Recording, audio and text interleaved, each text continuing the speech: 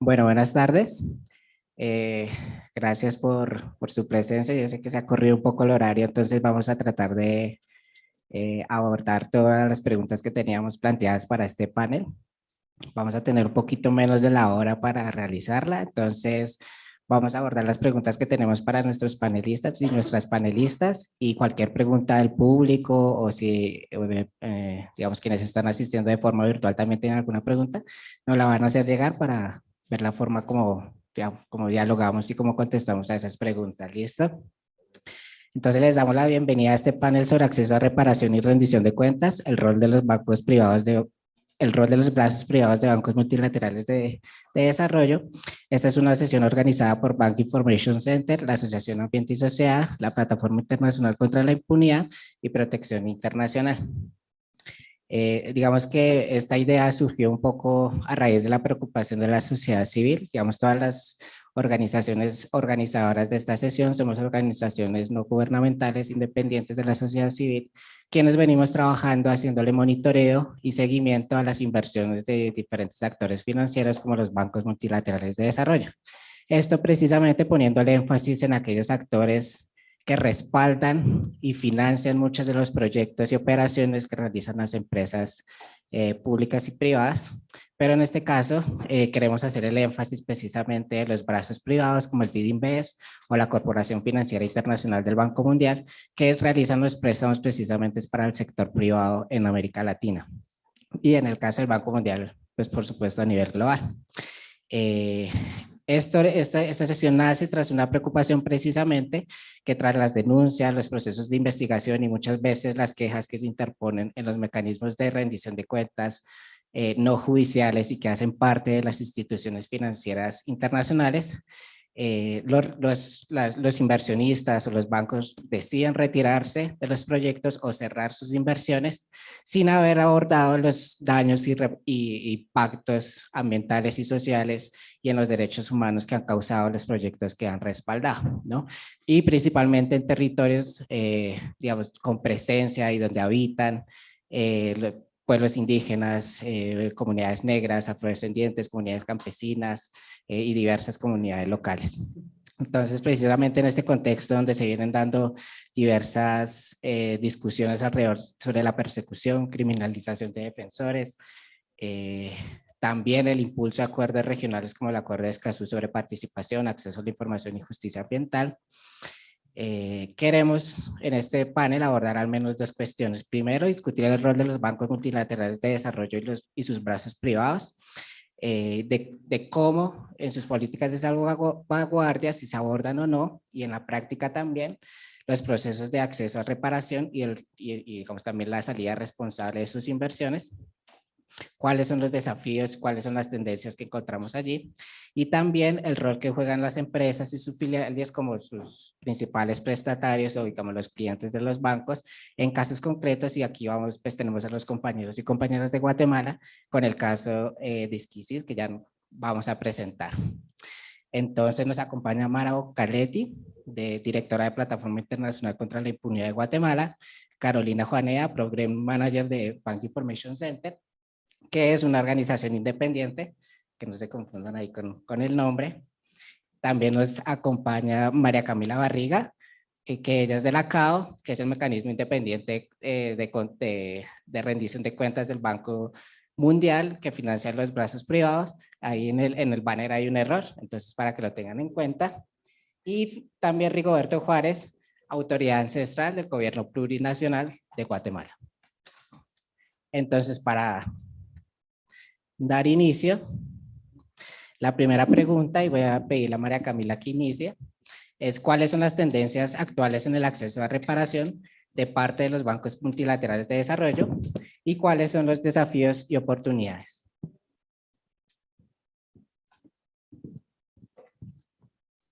Bueno, buenos días a todos. Me voy a quitar el tapabocas mientras hago la presentación. Creo que empezamos con la primera pregunta. Intentaré ser corta porque entendemos que no tenemos tanto tiempo. Gracias, David, por la presentación. En términos un poco de cuáles son las tendencias de los bancos de desarrollo especialmente a hablar de la Corporación Financiera Internacional, que es el brazo privado del Banco Mundial. Creo que es importante, primero, tener en cuenta el contexto que ya David nos dio un poco, un contexto en el cual trabajan los mecanismos del cual yo hago parte y trabajan los bancos de desarrollo. Quiero hacer énfasis sobre todo en el contexto normativo, que es un debate y es un diálogo que viene desde hace mucho tiempo. En el 92, con la Declaración de Río y el Principio 10, que fue el principio base para la creación de estos mecanismos independientes de rendición de cuentas, y fue todo un trabajo desde sociedad civil. Luego tenemos el Pacto Global, tenemos los principios rectores de empresas y derechos humanos en su pilar 3, que es acceso a remedio. Tenemos, bueno, el acuerdo de Escazú, que lo nombró David hace poco. Entonces, es un tema que lleva en la agenda hace más de 30 años, y si bien, no más de 30 años, hace 30 años, y si bien todas las políticas de salvaguardas sociales y ambientales que tienen los bancos de desarrollo, incluida la corporación financiera con sus normas de desempeño, incluyen y están alineados a esta normativa financiera, esta normativa internacional, solo hasta unos años, diría yo 4 más o menos, se empezó a hablar de remedio, de reparación en estas instituciones y sobre todo en la Corporación Financiera Internacional. ¿Qué fue lo que pasó? En 2019, el directorio ejecutivo de la Corporación Financiera Internacional pide una revisión externa de su marco de rendición de cuentas ambiental y social y de la efectividad de la CAO, que es el mecanismo de rendición de cuentas en el cual yo trabajo.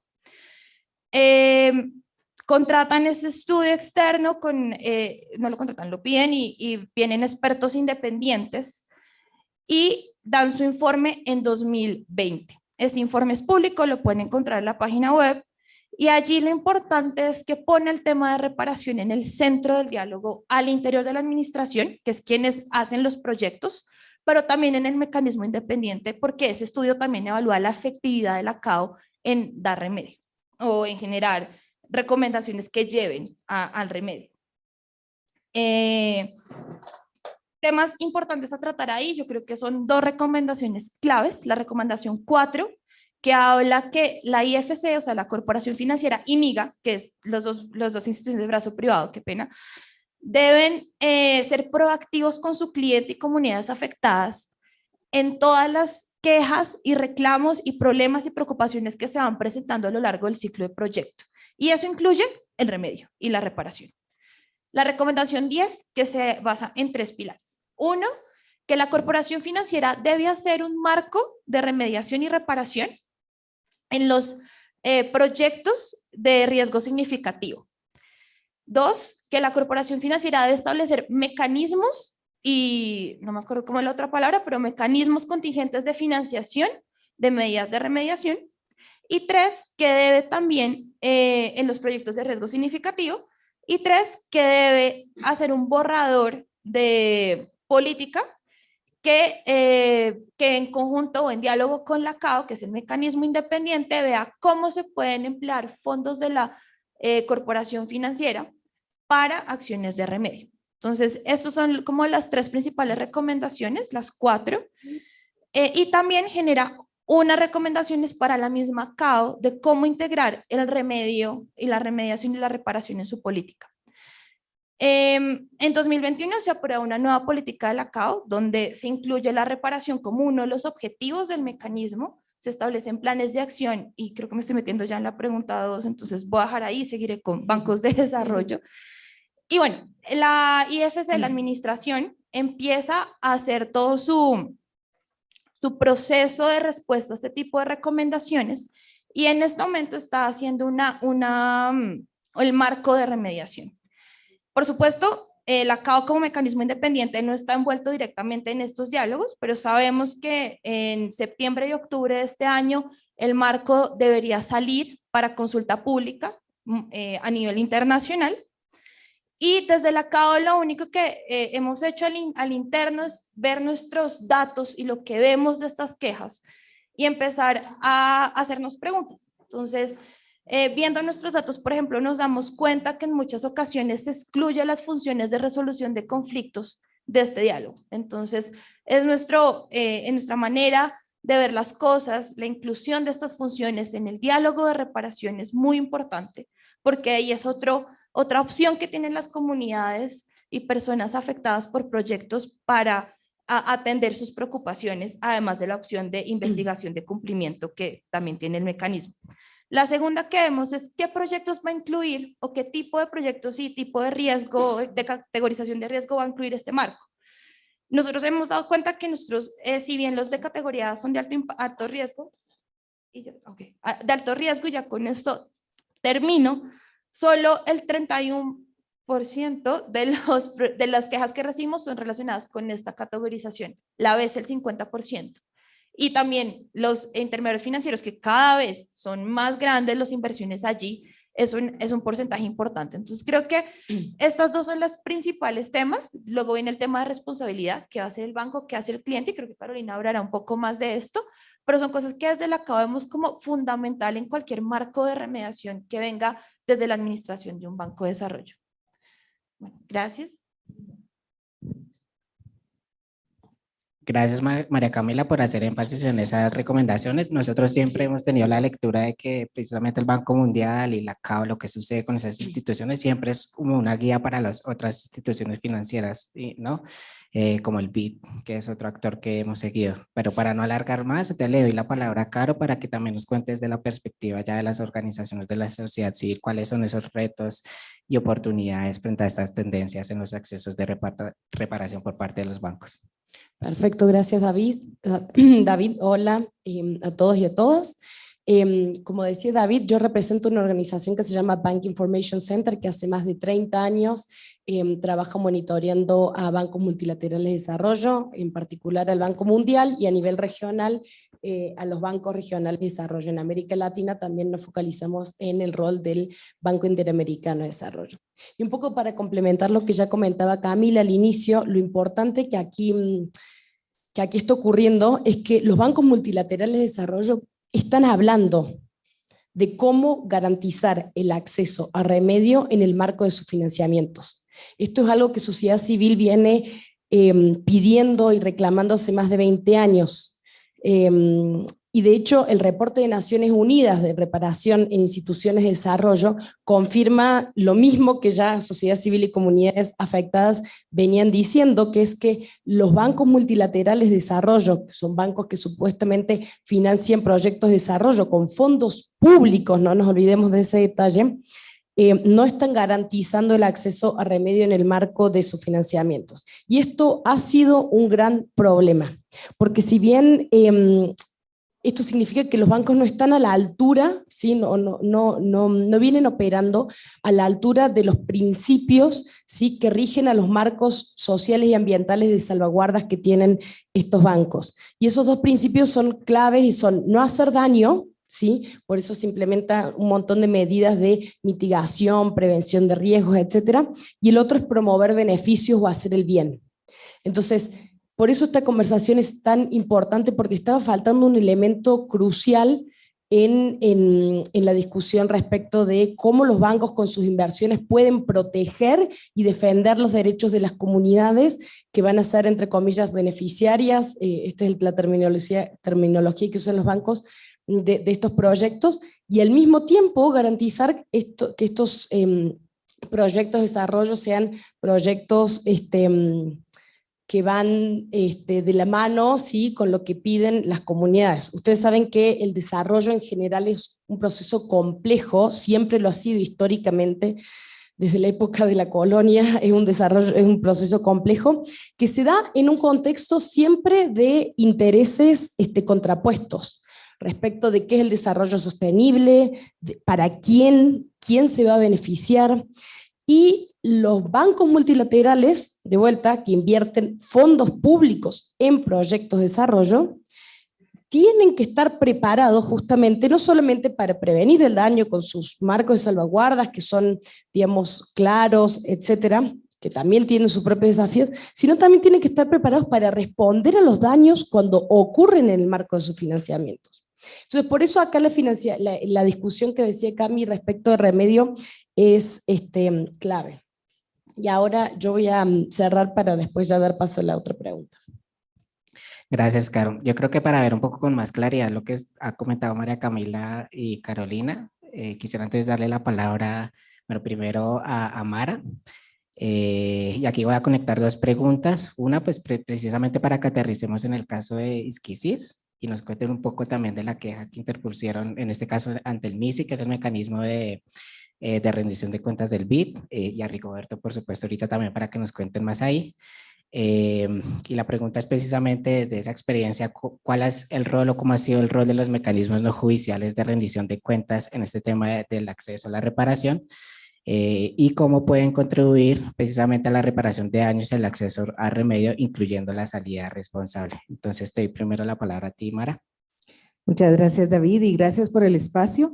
Realmente para nosotros como Plataforma Internacional contra la Impunidad, que somos una alianza de organizaciones europeas y centroamericanas, todo el trabajo de incidencia es muy importante hacerlo en alianza con otras organizaciones desde la base local, comunitaria, nacional e internacional. Entonces, cuando sucede el caso puntual del que vamos a hablar más adelante y la experiencia de entrar a estos mecanismos que los bancos han establecido, también creo que hay un desafío muy grande en la información que desde los bancos nos dicen es un mecanismo que pueden ustedes utilizar y que llega a las comunidades ese mensaje muy fácilmente.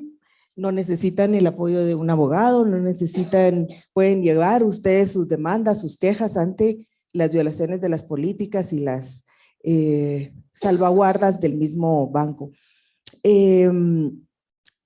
La experiencia nos dice que no es así, que no es tan fácil, que realmente necesitamos a todos estos aliados, a todas las organizaciones, una confluencia de organizaciones comprometidas, pero sobre todo acompañando pues a la comunidad directamente afectada, que también tiene toda una base social, comunitaria muy importante, que debe y que demanda como un mecanismo más dentro de todo el conglomerado de mecanismos legales que muchas veces enfrentamos a las cortes nacionales, en el ámbito también internacional, en el ámbito de Naciones Unidas, y este es otro mecanismo más para acceder a justicia.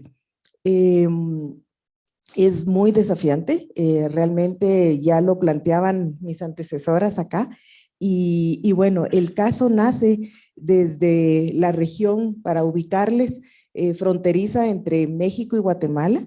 Es un corredor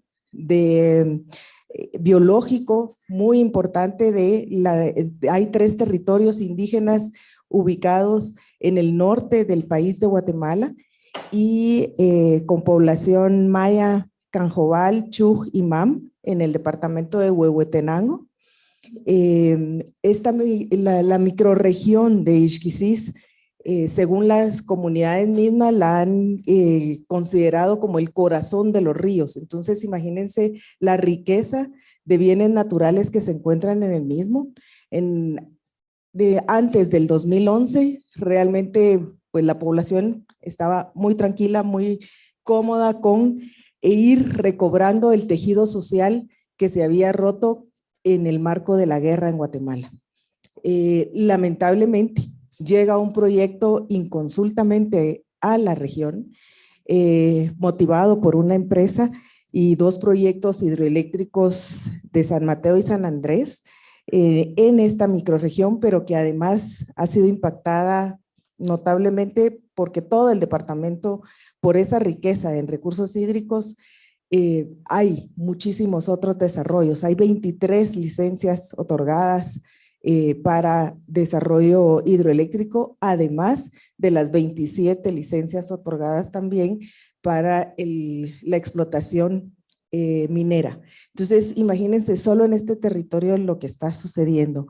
Es así como en el 2018, pues las comunidades de la microrregión, acompañadas por el gobierno ancestral plurinacional de las naciones originarias Acateca, Chuj, Canjobal y Poptí, por la Asociación Interamericana para la Defensa del Ambiente y la Plataforma Internacional contra la Impunidad, presentamos una queja en el mecanismo independiente de consulta e investigación MISI ante el BID por las violaciones ocurridas para la población indígena, para las mujeres de la región y también la conflictividad social generada, no digamos los impactos ambientales. Estos proyectos finalmente en el 2021 y después de un proceso largo de 5 momentos en los cuales el informe fue reprogramado para que saliera, tenemos un informe muy potente de hallazgos del MISI que establecen y le dan la razón a las comunidades en sus demandas. Al salir este informe es un hito histórico porque por primera vez dentro de las 29 recomendaciones, unas más enfocadas en el fortalecimiento institucional de los bancos y otras pues ya directamente dadas para mejorar las condiciones del proceso. Hay una que nos parece de particular importancia, que es el retiro responsable de la inversión de los bancos, del banco, en este caso del BID Invest, del banco privado. Pues en ese desafío que actualmente tenemos, creo que la experiencia desde la comunidad y desde lo que Rigoberto nos puede aportar de lo que esperamos ahora que significa este retiro responsable, vamos a conversar ahora. Gracias, Mara. Entonces, ahora le quiero dar la palabra a Rigoberto, precisamente para que nos cuente desde la perspectiva de las organizaciones y pueblos indígenas, cuál es esa perspectiva precisamente frente a este retiro de la inversión del banco, obviamente, y que también nos pueda compartir sobre esos conflictos y impactos que ha tenido el proyecto pues, en los territorios. Dije en el idioma maya Cancobal, muchas gracias por estar acá en este foro, en este panel, y un saludo desde el territorio Cancobal para todas y todos. Voy a partir quizás diciendo un poquito situaciones que nos hacen encontrarnos acá. A mí me llama mucha la atención, ¿verdad? Hay dos lógicas en las cuales nos encontramos. Naciones Unidas nos plantea algunos mecanismos, fórmulas de decisión, fórmulas de discusión. Las entidades, en este caso multilaterales de financiamiento, también nos convocan a la discusión de mecanismos que puedan ser viables para mejorar sus inversiones. Y por otro lado también las empresas nos dicen, no, es que nos hace falta, tenemos o hacemos mejor las cosas. Y por otro lado los estados nos dicen, es que nosotros sí estamos haciendo bien las cosas, ¿verdad? Es decir, hay una lógica fuera de los pueblos indígenas. Cuando nos han preguntado nosotros como pueblos indígenas si tenemos lógica de entendimiento de la vida, sí o no. No, no ha habido. Hemos vivido en estas tierras y territorios por más de miles de años, en el caso maya en Guatemala, más de 5,000 años, dicen algunos hermanos. Nosotros decimos más de 26,000 años. Es decir, nuestra lógica de vida no es de hace 200 años, no es de 500 años, no, es de miles de años atrás. Pero nos han preguntado si, cómo nos estamos viendo en esta lógica de vida. No nos han preguntado. Durante los 500 años no nos han preguntado. La existencia de algunos instrumentos en Naciones Unidas, Convenio 169, Declaración, tampoco es un regalo de Naciones Unidas ni de los estados.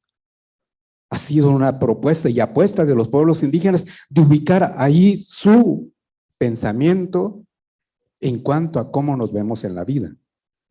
Y resulta que esas propuestas de pueblos indígenas están rompiendo los esquemas de imposiciones y siguen rompiendo esos esquemas de imposiciones hoy, ¿verdad?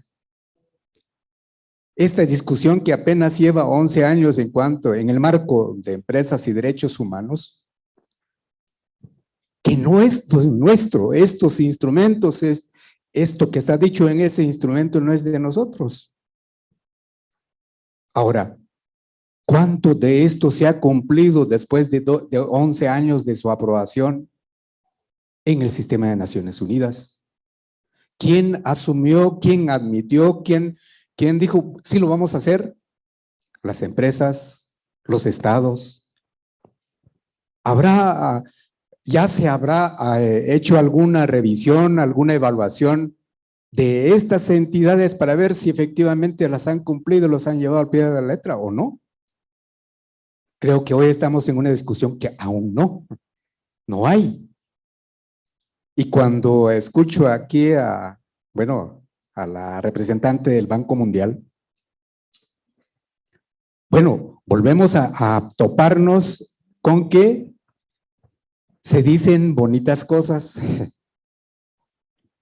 se hablan buenos discursos, pero en la práctica no.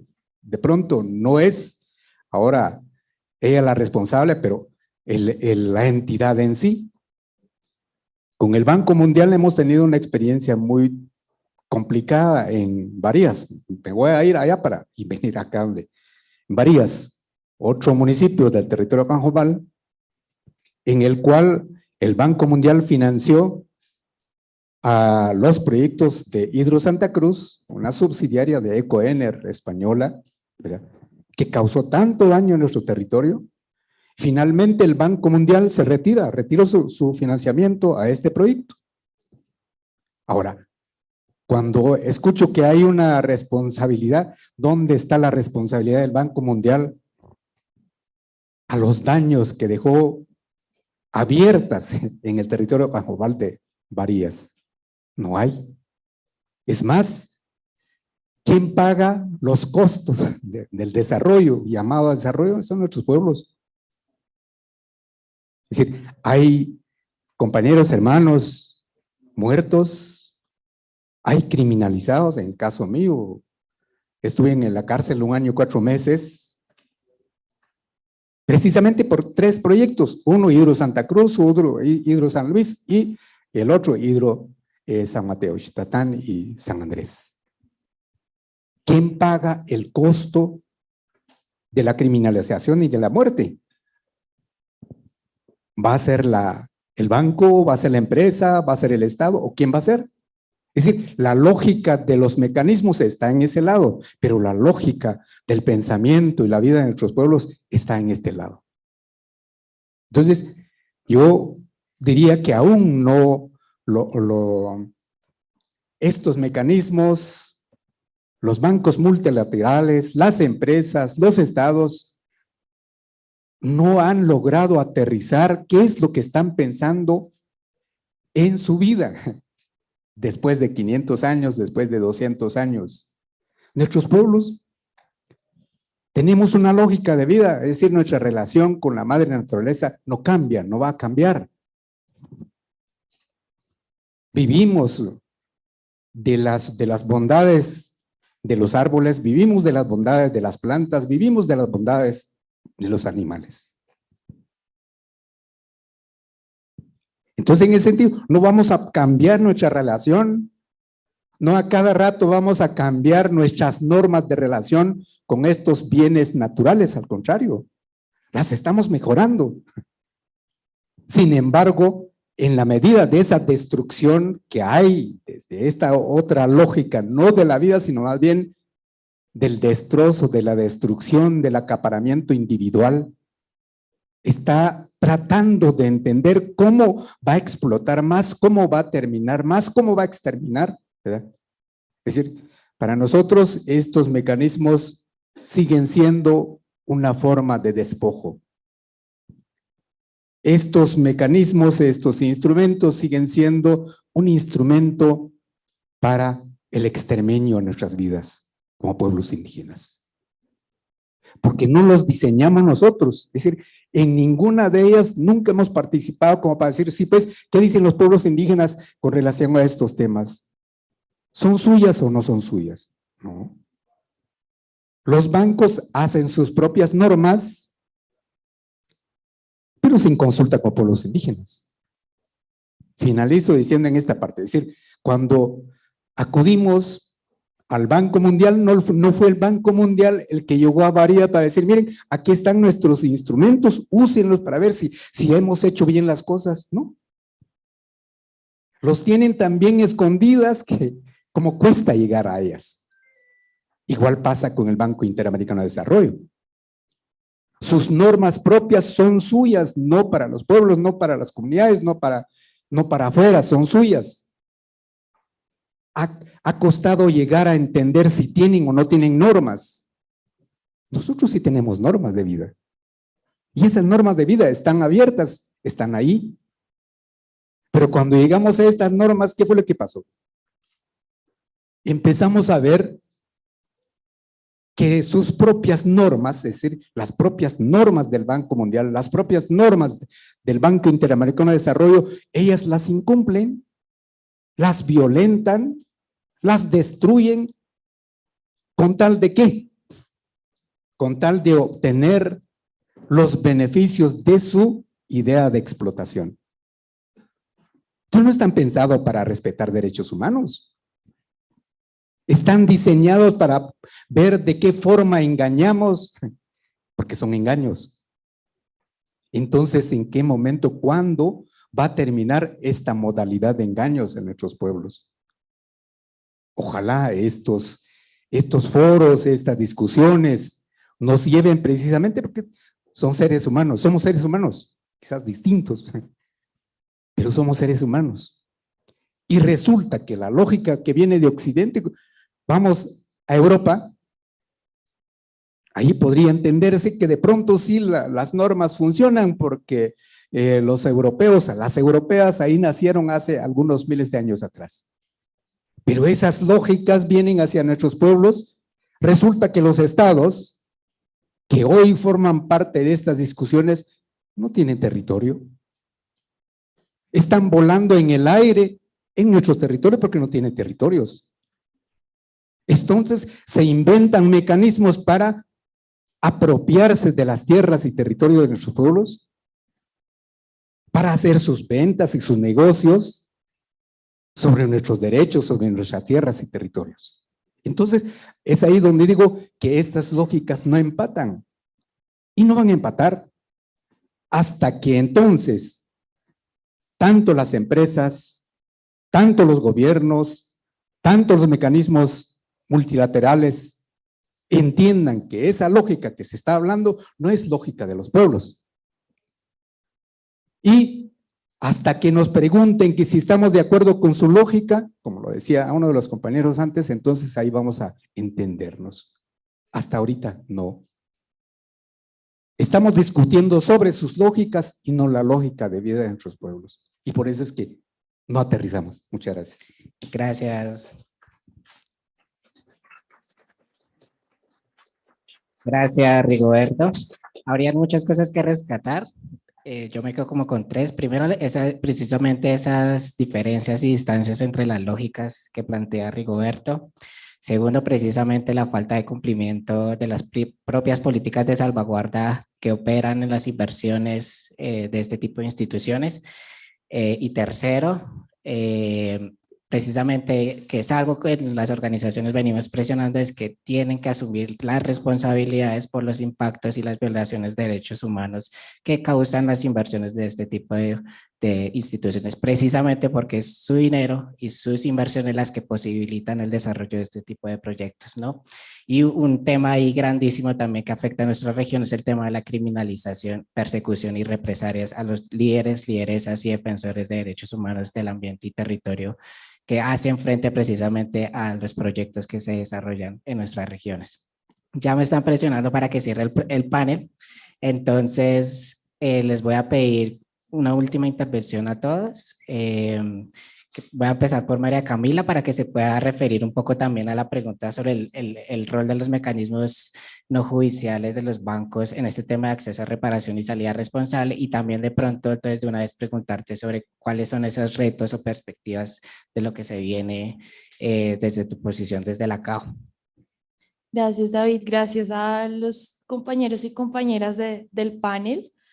Bueno, como para cerrar un poco, y dado que no tenemos tanto tiempo, bueno, gracias Rigoberto por tu intervención, de verdad, lo aprecio mucho que hables aquí en estos foros de esta forma, y desde los mecanismos independientes de rendición de cuentas, en especial la CAO, nuestro rol, ¿cómo lo vemos? Lo vemos como una avenida precisamente para que las personas, comunidades afectadas por proyectos financiados por la Corporación Financiera y la Agencia Multilateral de Garantía de Inversiones puedan acceder a remedio. Y eso es lo que dice nuestra política que recientemente fue aprobada y entró en vigencia en 2021.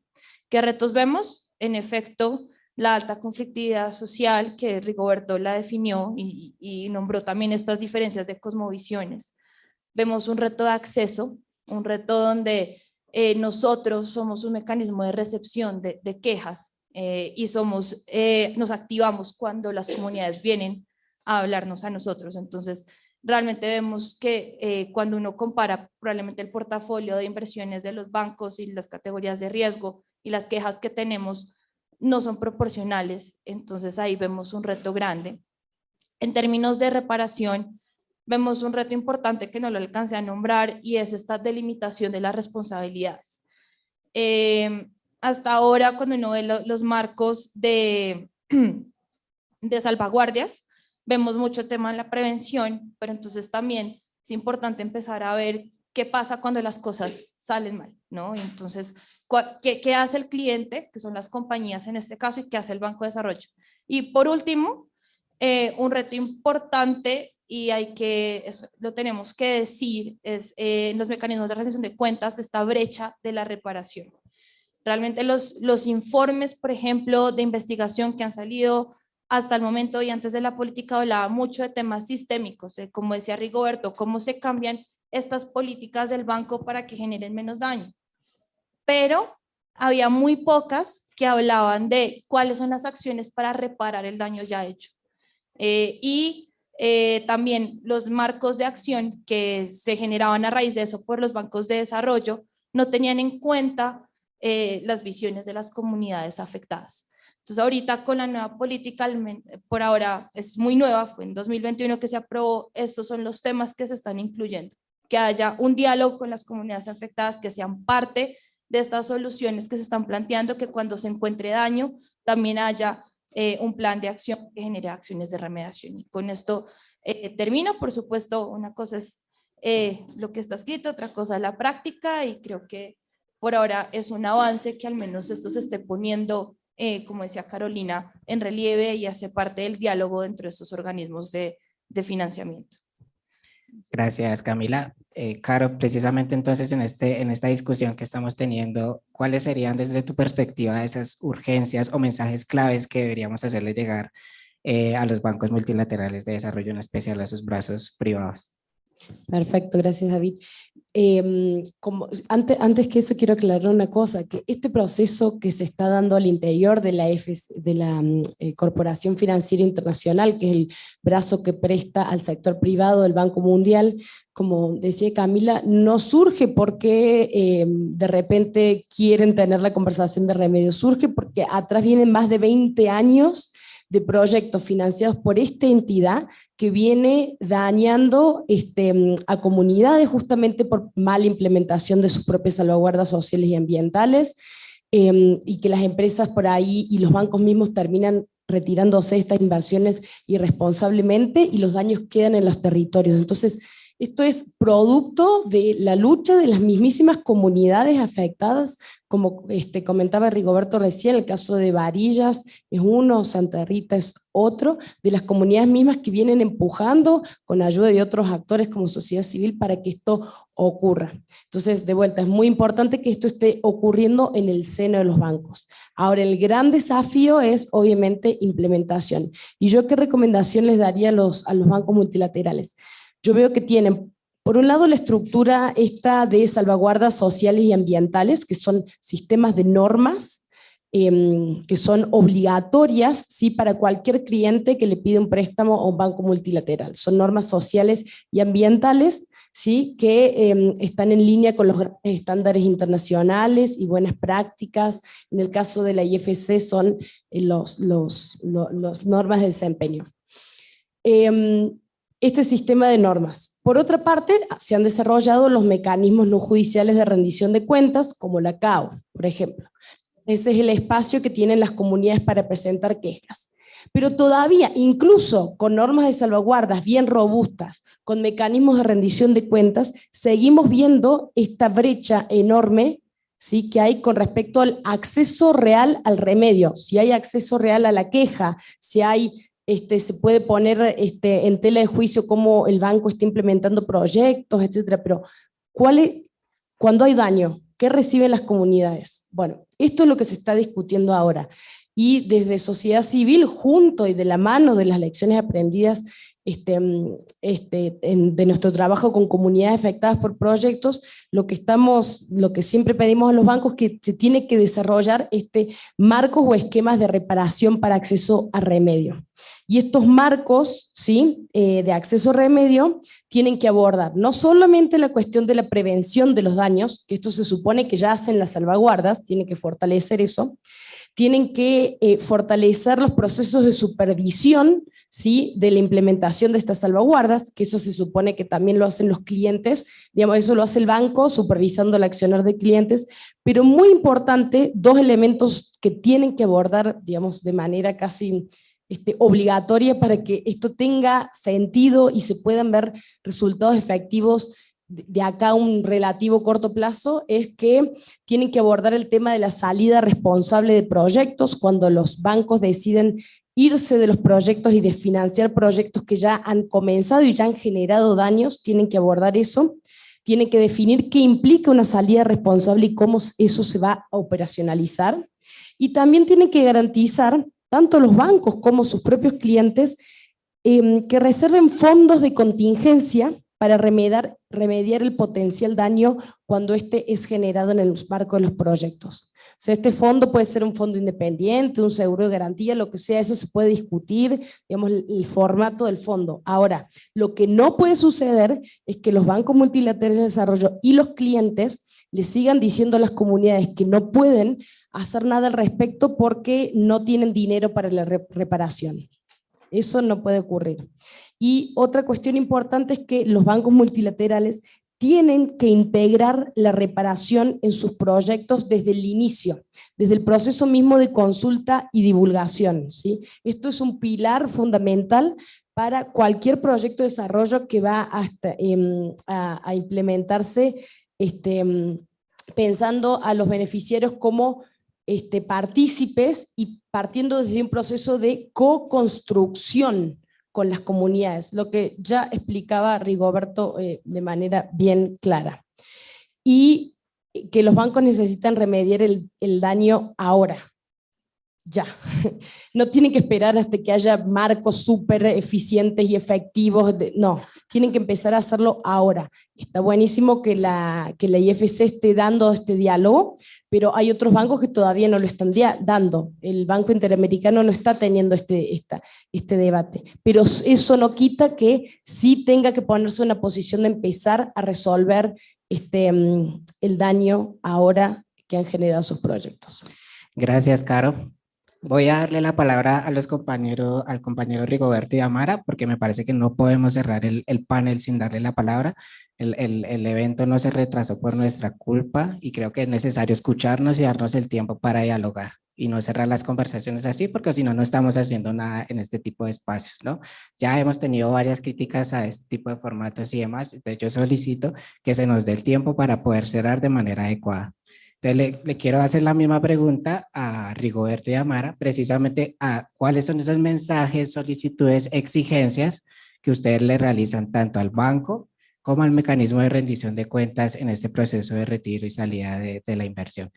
Y yo voy a cerrar muy rápidamente para poderle dar el espacio a Rigoberto, que creo que es a quien vinieron también a escuchar desde la base comunitaria, desde la experiencia.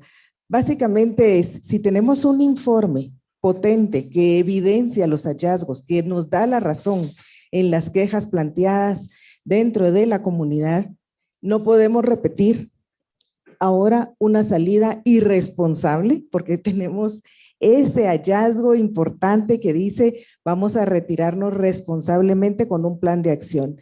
Y si antes uno de los hallazgos fue que no hubo la participación, el acceso a información de las comunidades, ahora sí deben de ser escuchadas. Ahora sí, en la implementación de este plan de acción, en el de transición que se va a construir con la comunidad, debe de escucharse esa voz. Y por eso paso ahora la voz a… Bueno, yo le voy a tomar la palabra a Camila. Ojalá se pueda. Si hay esa posibilidad que el Banco Mundial pueda reparar los daños, vamos a hacerlo, porque el reciente cierre del proyecto de Hidro Santa Cruz aún fue el año pasado. Entonces, gracias por decírnoslo, lo vamos a hacer públicamente, lo digo. Y por otro lado, voy a lo anterior, es decir, no somos nosotros los pueblos indígenas los que nos tenemos que ponernos de acuerdo sobre su inversión, sobre su proyecto. Nos daríamos el permiso a nosotros de decir, bueno, pónganse de acuerdo primero, Estado, empresa y entidades financieras, pónganse de acuerdo primero, antes de tocar nuestras tierras y territorios. ¿Verdad? Nuestros pueblos han dicho, no, este modelo de desarrollo no es de nosotros y no va con nosotros. Primero vamos a ponernos de acuerdo nosotros sobre nuestro modelo de desarrollo. Y si ese modelo de desarrollo pensado, dicho, sentido desde los pueblos indígenas, lo vamos a llevar para ver si compata o empata con el modelo de desarrollo de ustedes. Solo de esa manera, entonces, de pronto su pisto sí puede contribuir a nuestro modelo de desarrollo. Pero en este momento, estos modelos no son modelos de desarrollo de nuestros pueblos, y por lo tanto, les vamos a exigir a estas entidades financieras, tanto en Guatemala y en cualquier parte de América Latina. Entonces, si hay daños que estas entidades financieras ya ocasionaron a territorio de pueblos indígenas, entonces la obligación es reparar esos daños. En Chile, Argentina, Ecuador, Bolivia, México, Estados Unidos, Canadá, es decir, reparen esos daños. Porque la demanda de los pueblos indígenas, ahí está su vida. Y si van a reparar esos daños, entonces discutámoslo después, de pronto, sí o no es el modelo de desarrollo. Pero estos mecanismos, estas discusiones de hoy, vamos a ver, se están diciendo en palabras muy suaves que de todas maneras tenemos intenciones, intereses en los bienes que están en sus territorios. Es decir, dicho de otra manera, los vamos a explotar. Y les estamos diciendo como pueblos indígenas, no queremos que las exploten. Nosotros los vamos a cuidar, perdonen. Si van a pasar por encima de nuestros cadáveres, pasarán. Pero no vamos a permitir que destrocen nuestros territorios, porque ahí van a seguir viviendo nuestros hijos, nuestras generaciones. Y el de ustedes no vive ahí, porque solo van a llegar a destruirlas. Entonces, eso no lo vamos a permitir. Nuestra recomendación entonces, como pueblos indígenas, es entonces, pónganse de acuerdo dónde van a llevar su modelo de desarrollo. Si tienen tierras y territorios donde le van a implementar, implementenlas allá. Y no le implementen en territorio de pueblos indígenas que ni siquiera nos han preguntado si estamos de acuerdo o no de acuerdo con ese modelo de desarrollo. ¿Verdad? Puede sonar duro, pero es la realidad. Una empresa que está explotando, que va a usar el río en Ixquisis, no vive ahí. El empresario vive en la capital o incluso de pronto vive en Europa. ¿Tú no sientes eso que le afecta? Sin embargo, el oxígeno que está respirando en Europa, por supuesto se generan esas tierras y territorios. 24 horas ya dio la vuelta el oxígeno alrededor del mundo. Entonces, lo que se está generando en nuestras tierras y territorios que defendemos, la están usando los demás. Entonces, no seamos injustos. ¿Cómo creamos modelos de justicia que precisamente vayan y hagan que estas entidades rindan cuentas? ¿A quién? A nuestros pueblos. Que devuelvan todo lo que nos han quitado. No hasta ahora, durante 500 años. Si tan solo que nos devuelvan lo que nos han quitado, nosotros en América Latina seríamos el primer mundo. Pero hoy nos han destrozado, empobrecido, y quieren seguirlo haciendo de aquí en adelante. No puede ser, no puede ser, no puede suceder. Entonces, nuestra demanda en este foro y en los demás que van a venir, es que tan solo respetan los derechos humanos, porque tampoco están nuestros derechos todavía ahí, tan solo respetan nuestros derechos como tal, ya puede ser un avance. Pero entonces, si eso es así, ¿cómo se va a reparar los daños ocasionados? Entonces, que los bancos multilaterales no financien las empresas, sino más bien reparen los daños que ocasionó su financiamiento en territorio de pueblos indígenas. Hoy, a partir de ahí, entonces sí vamos a decir, sí son responsables. Pero hasta ahorita yo no veo ninguna responsabilidad empresarial ni social de las empresas en nuestro territorio. Muchas gracias. Muchas gracias, Rigoberto.